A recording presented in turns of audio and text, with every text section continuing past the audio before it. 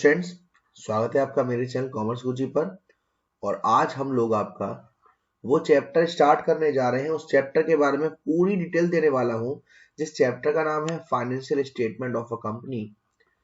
आपका जो part third है, अगर आप डीक्यूएल यूज कर रहे हैं, या मैं बता सकता हूं कि जो आपका पार्ट बी है, एक तरीके से पार्ट थर्ड है, उसका जो सबसे पहला चैप्टर है financial statement of a company, जिसमें से आपसे क्वेश्चन पूछे जाते हैं कि भाई इसका हेड क्या है, इसका सब हेड क्या है। बेसिकली इसमें आपको एक बैलेंस शीट की प्रॉपर नॉलेज होनी चाहिए कि बैलेंस शीट में किस चीज का कहाँ ट्रीटमेंट करते हैं और क्यों करते हैं, वो क्या होता है। अभी आपके प्रैक्टिकल्स आने वाले हैं तो इसमें से भी क्वेश्चन पूछे जाते हैं। तो वन बाय वन मैं सारी चीज आपसे डिस्कस करूंगा कि कौन सी चीज सबसे पहले आती है, कहाँ आती है, क्यों आती है।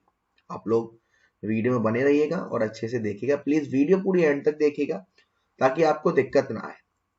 तो देखिए, जो बैलेंस शीट बनती है, इस चैप्टर के हिसाब से जो बैलेंस शीट बनती है हमारी, उस बैलेंस शीट में सबसे पहला जो हेड आता है वो आता है इक्विटी एंड लायबिलिटीज का। सबसे पहला हेड क्या आता है सर? इक्विटीज एंड लायबिलिटीज का। यहां क्या होता है, यहां सबसे पहला मेन हेड आता है शेयर होल्डर्स फंड्स। यहां जरा नाम देखिए, नाम क्या है? शेयर होल्डर्स, और बाद में क्या है? फंड। यानी कि इस शेयर होल्डर्स फंड में वो फंड होता है जो बिलोंग करता है हमारे शेयर होल्डर्स, कौन से? हमारी कंपनी के। इसमें क्या क्या होता है सर? इसमें हमारे जो शेयर्स हैं जो पब्लिक ने लिए हुए हैं वो होते हैं share capital, reserve and surplus होते हैं, और money received against share warrant होते हैं। ये तीन चीजें हमारे शेयर होल्डर फंड में होती है। तो मैं इसको क्लियर करता हूं और मैं अगेन आपको समझाऊंगा कि जो मैंने आपको एक हेडिंग बताई, शेयर होल्डर्स फंड, ये मेन हेडिंग है। और इस मेन हेडिंग में क्या क्या सब हेडिंग होती हैं? पहला है हमारा शेयर कैपिटल। पहला क्या है? Share capital. ये वो अमाउंट है जो कंपनी ने रिसीव किया है अपने लिए एज अ कैपिटल, और इसमें आपकी दोनों कैपिटल हो सकती है, आपकी इक्विटी शेयर कैपिटल भी हो सकती है और प्रेफरेंस शेयर कैपिटल भी हो सकती है।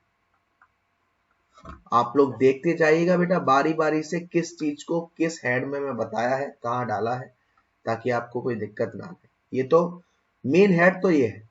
अब बाकी ये सब हेड है, उसके बाद अंदर जो क्या क्या आते हैं, ठीक है ना। अब यहाँ पे एक मेन हेड ये है और इनके सब हेड ये है। शेयर कैपिटल आता है, और क्या आता है सर? और आता है बी पॉइंट से रिजर्व एंड सरप्लस।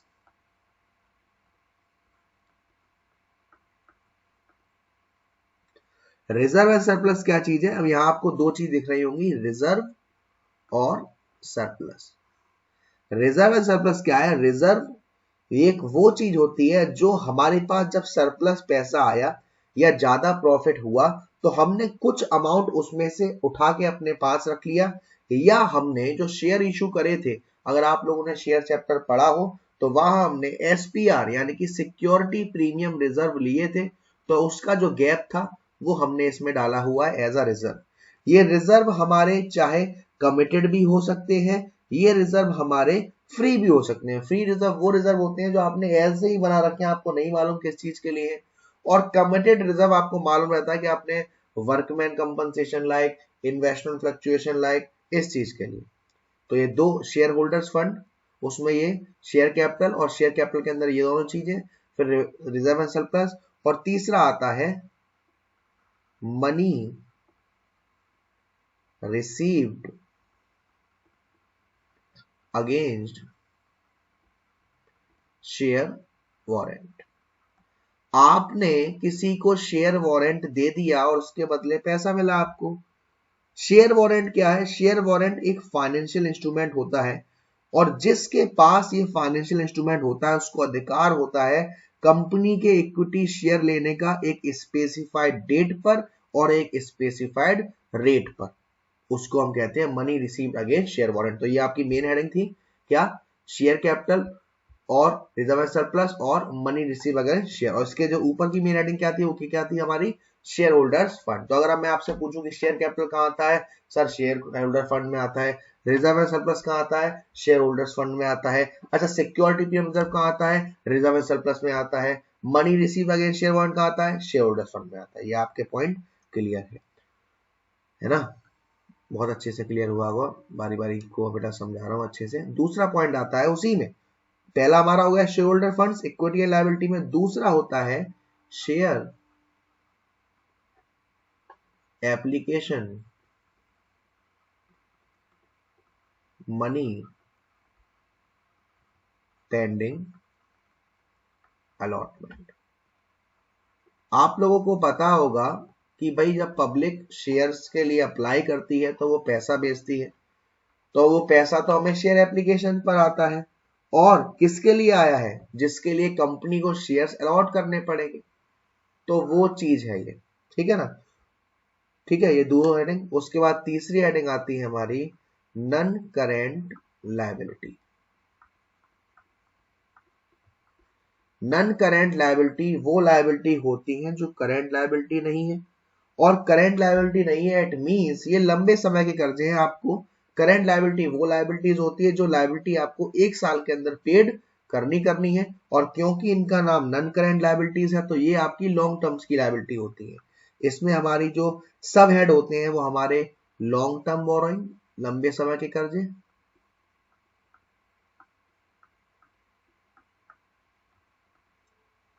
उसके बाद हमारे deferred tax liability, other long term liability, और लॉन्ग टर्म प्रोविजन। यहां आपको सिर्फ एक वर्ड थोड़ा समझ नहीं आ रहा होगा और बाकी सब आ रहे होंगे। लॉन्ग टर्म बोरिंग मालूम है, लंबे समय का कर्जा है। डेफर्ड टैक्स लायबिलिटी नहीं समझ में आ रहा होगा, अदर लॉन्ग टर्म लायबिलिटी समझ में आ रहा है, और लॉन्ग टर्म प्रोविजन। प्रोविजन क्या होता है कि भाई आपको मालूम है कि आने वाले टाइम में कोई आपको खर्चा है जो आपको देना है, तो आप पहले से ही प्रोविजन बनाने लग जाते हो, लेकिन लंबे समय के लिए। डेफर्ड टैक्स लायबिलिटी का मतलब क्या होता है, ये वो अमाउंट होता है टैक्स का जो अगर एक डिफरेंस क्रिएट हो, डिफरेंस किसमें, हमारी अकाउंटिंग इनकम में और टैक्सेबल इनकम में, कि टैक्सेबल इनकम इतनी है और अकाउंटिंग इनकम इतनी है। अगर आपकी जो अकाउंटिंग इनकम है वो टैक्सेबल इनकम से ज्यादा हो गई, तभी हमारी डेफर्ड टैक्स लायबिलिटी क्रिएट होती। ठीक, तो ये 3 पॉइंट हो गए आपके, share holders fund, share application money pending वाला, और ये हमारा। उसके बाद आता है फोर्थ, जिसको हम कहते हैं करेंट लायबिलिटी। करेंट लायबिलिटी क्या होती है, ये वो लायबिलिटी होती है जो हमें एक साल के अंदर ही अंदर पेड करनी होती है, जैसे शॉर्ट टर्म बोरोइंग, जैसे trade payable. Other current liability भी हो सकती है, शॉर्ट टर्म बोरोइंग भी हो सकती है। तो इन सब के बारे में मैं बताऊंगा। करेंट लायबिलिटी में हमारे क्या, शॉर्ट टर्म बोरोइंग्स हो सकती है। शॉर्ट टर्म बोरोइंग यानी कि छोटे समय के कर्जे। शॉर्ट टर्म बोरोइंग यानी कि आपको पैसा एक साल के अंदर ही देना पड़ेगा। ट्रेड पेबल क्या होता है सर, ट्रेड पेबल होता है, ये वो अमाउंट होता है जो हमें एक साल के अंदर देना ही देना पड़ेगा। इसमें हमने गुड्स वगैरह परचेज किए होंगे उधार, वो आता है। तो ट्रेड पेबल में आपकी दो चीजें आती हैं, एक आपका आता है बिल्स पेबल, और एक आते हैं आपके सैलरी क्रेडिटर्स, और इनका पेमेंट हमें एक साल के अंदर ही अंदर करना पड़ता है। Other current liability short term की लायबिलिटी होती है, शॉर्ट टर्म इनको छोड़ के होती है। शॉर्ट टर्म प्रोविजन, कुछ प्रोविजन हमने बनाए हुए लायबिलिटी पेड करने के लिए एक साल के अंदर ही। तो ये हमारी सारी बात हो गई सर किसकी, लायबिलिटीज। लायबिलिटीज में आपके 4 पॉइंट आए। इक्विटी एंड लायबिलिटी में पहला शेयर होल्डर्स फंड, उसमें मैंने बताया क्या क्या आता है। फिर मैंने शेयर एप्लीकेशन वाली बात बताई, फिर हमने नन करेंट लायबिलिटी की बात करी, और फिर हमने करेंट लायबिलिटी की बात करी। अब हम बात करेंगे हमारी एसेट्स की। इसके बाद बेटा मैं हेडिंग सब हेडिंग बताऊंगा, है ना, तो पूरी वीडियो अच्छे से देखिएगा, है ना। अब मैं बात करता हूँ एसेट्स की। अब आती है एसेट्स। तो सर एसेट्स में क्या होता है, एसेट्स में सबसे पहला आता है आपका non current assets. Main head जो रहता है नन करेंट एसेट्स, ये वो एसेट्स होती हैं जो करेंट एसेट्स नहीं होती, जो एक साल के अंदर कैश में कन्वर्ट नहीं हो सकती या फिर लंबे समय तक चलने वाली एसेट्स होती हैं आपकी, ये उन्हें हम कहते हैं आपकी non current assets. Non current assets आपकी कौन कौन सी हो सकती है? नन करेंट एसेट्स आपकी फिक्स एसेट्स होती है। फिक्स एसेट्स के भी टाइप होते हैं, पहले मैं बताऊंगा, लेकिन मैं भी बता दूं कि कौन कौन सी एसेट्स होती है नन करेंट एसेट्स। एक आपकी फिक्स एसेट्स होती है, एक आपकी होती है नन करेंट इन्वेस्टमेंट,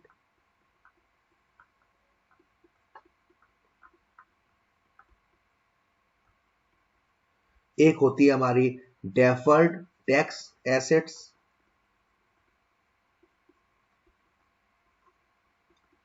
एक होते हैं हमारे long term loans and advances, जो आपने किसी दूसरे को दे रखे हैं भाई।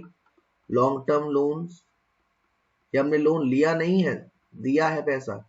Long term loans and advances और अदर नन करेंट एसेट्स। तो ये main heading non current assets, और उसमें कौन कौन सी सब हेडिंग आती है आपकी? फिक्स एसेट्स है, नन करेंट इन्वेस्टमेंट है, डेफर्ड टैक्स एसेट्स है और long term loans and advances है। अब बारी बारी से मैं सबके पॉइंट को डिस्कस करूंगा। सबसे पहले आती है फिक्स एसेट्स। फिक्स एसेट्स के अंदर क्या क्या चीजें आती हैं सर? फिक्स एसेट्स में क्या क्या चीजें आती हैं? फिक्स एसेट्स में आपकी टेंजिबल एसेट्स आती हैं,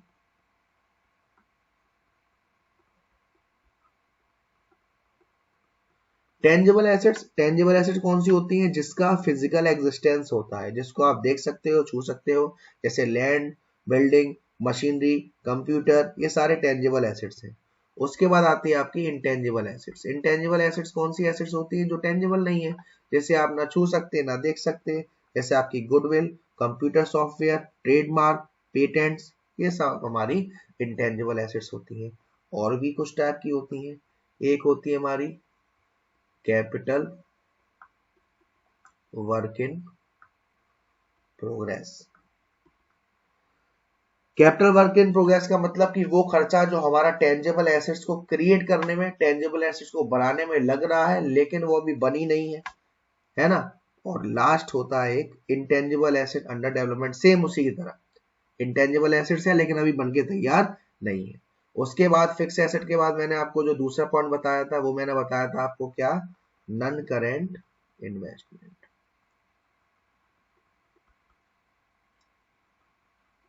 none current investment, non current investment वो इन्वेस्टमेंट होता है जिनका जो टाइम पीरियड होता है वो 1 साल से ज्यादा होता है।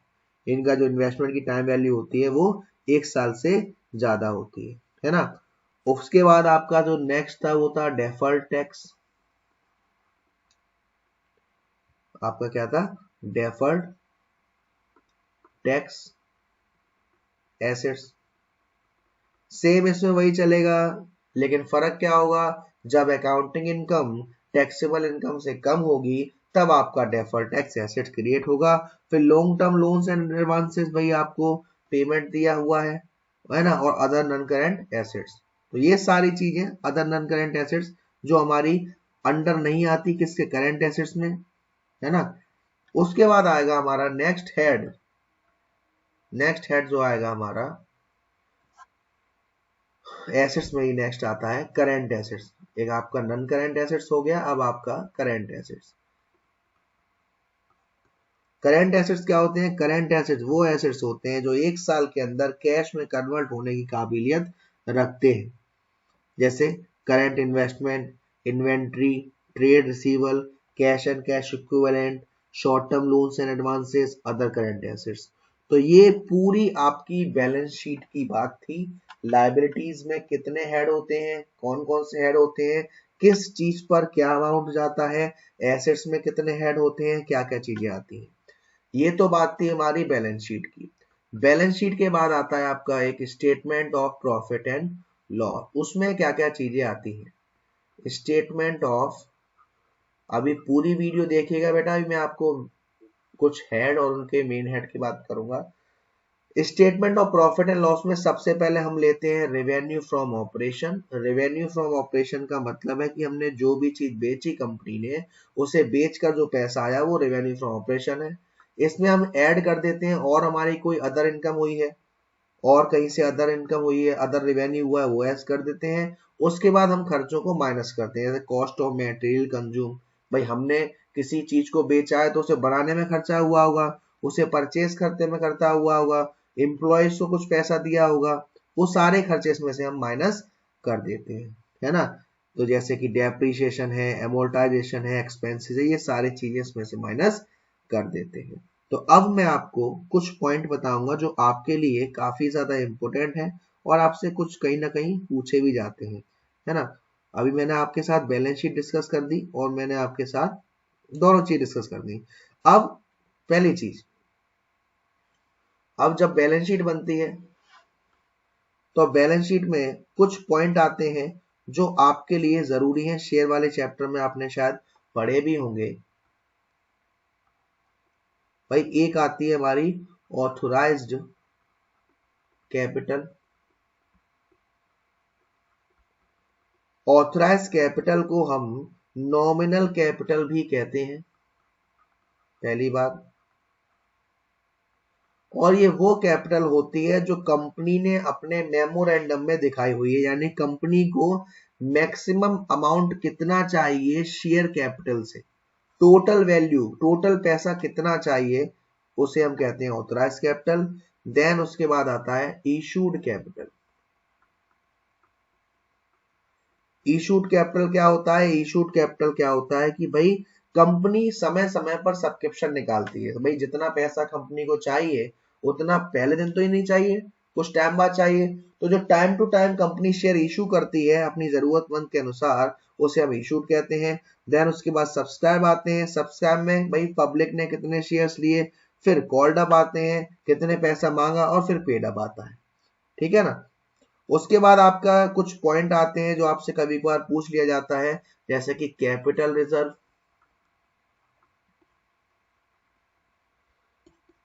ये आपसे पूछ लिया जाता है कि भाई कैपिटल रिजर्व क्या है। ये रिजर्व वो होता है जो हमारे कैपिटल प्रॉफिट में से बनाया गया है। सर कैपिटल प्रॉफिट में से क्या? कैपिटल प्रॉफिट जैसे कि आपने फिक्स एसेट्स को बेचा, प्रॉफिट हुआ, इन्वेस्टमेंट को सेल किया, प्रॉफिट हुआ, और फॉरफिटेड शेयर इशूड हुए, प्रॉफिट हुआ, किसी का बिजनेस को परचेज करा, उसमें प्रॉफिट हुआ। ये जो प्रॉफिट क्रिएट हुआ है, इनसे अगर आपने कोई रिजर्व बनाया है उसको हम कहते हैं कैपिटल रिजर्व, ठीक है ना। अब एक रिजर्व आता है कि भाई capital redemption reserve. Capital redemption reserve वो रिजर्व होते हैं जो कंपनी ने खुद ही क्रिएट करे हैं अपने ओन शेयर्स को फ्री रिजर्व एसपीआर के अनुसार, ठीक है ना। तो अब हम थोड़ा आपसे कुछ और डिस्कस कर लेते हैं। कुछ और ऐसे पॉइंट हैं जो कभी कभार पूछ लिए जाते हैं, फिर भी इन सभी की एक पर्टिकुलर पीडीएफ है मेरे पास। तो जिन बच्चों को इंटरेस्ट हो इस पीडीएफ में तो वो मुझसे मांग सकते हैं। सारी इंपॉर्टेंट कौन कौन से हेड हैं, किसमें आते हैं देखने के लिए। फिर भी कुछ हेड के मैं आपके साथ थोड़ा डिस्कस कर लेता हूं, जैसे कि डिवेंचर्स। डिवेंचर्स क्या है? डिवेंचर्स हमारे लॉन्ग टर्म लोन होते हैं, लंबे समय की लायबिलिटी होती है। तो इनका मेन हेड जो रहेगा वो नॉन करेंट लायबिलिटी, और जो सब हेड रहेगा वो long term borrowing. Public deposit, public deposit भी हमारा same, non current liability, long term borrowing. SPR security premium reserve, भाई मैंने बताया ये शेयर होल्डर फंड में, रिजर्व सरप्लस में। Capital reserve share holders fund में, रिजर्व सरप्लस में। Forfeited shares, interest accrued and due on debentures, ये हमारी करंट लायबिलिटी है, और सब हेड अदर करंट लायबिलिटी है। बिल्स पेबल करंट लायबिलिटी है, और सब हेड अदर करंट लायबिलिटी है। तो ये सारी चीजें हैं जो दे रखी हैं, और इनका मैंने पर्टिकुलर एक पीडीएफ भी बना रखा है कि कौन सी चीज कहाँ जाएगी। जैसे ट्रेड पेबल क्या है? Sir trade cable current liability है ना। प्रोविजन फॉर टैक्स क्या है? करंट लायबिलिटी है।